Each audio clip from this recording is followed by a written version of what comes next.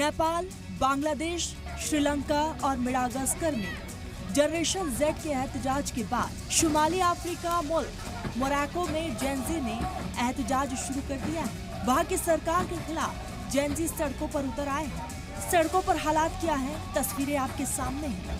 कहीं आगजनी हो रही है, कहीं गोलियां चल रही हैं, सड़कों पर लाशें पड़ी हैं। तस्वीरें मोरक्को की राजधानी रबात शहर की है, जहां पिछले 5 दिनों से जेनजी 212 हेल्थ और तालीम निजाम में सुधार की मांग को लेकर सड़कों पर उतर आया है।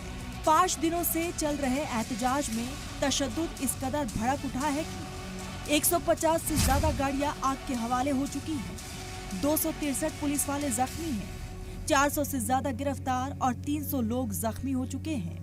लेकिन सवाल यह है कि आखिर ये सब क्यों हो रहा है, क्यों जेनजी सड़कों पर उतर आए हैं, और आखिर सवाल ये है कि जेनजी 212 है क्या।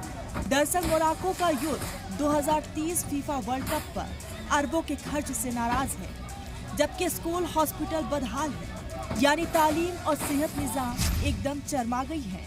यही वजह है कि नौजवानों ने सरकार के खिलाफ हल्ला बोल दिया है। आगे और अब कुछ दिखाए उससे पहले बताते हैं आखिर ये जेनजी 212 क्या है।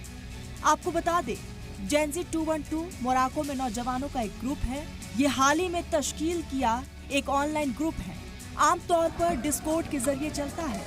मोरक्को में एहतजाजी मुजाहरे भी जेनजी 212 ने किए हैं। दरअसल 2030 में मोरक्को में फीफा वर्ल्ड कप होना है। इसकी तैयारी के लिए सरकार बड़ी तैयारी कर रही है। इसी से नाराज नौजवानों ने मोरक्को में अलॉट किए जा रहे अरबों डॉलर की मुखालिफत की और सड़क पर उतर गए। मोरक्को की राजधानी के अलावा दूसरे शहरों में भी नौजवानों ने सरकार के खिलाफ नारेबाजी शुरू कर दी है, जिसके बाद सिक्योरिटी फोर्सेस ने एहतजाजियों को खदेड़ने की कोशिश की, लेकिन हालात पलट गए।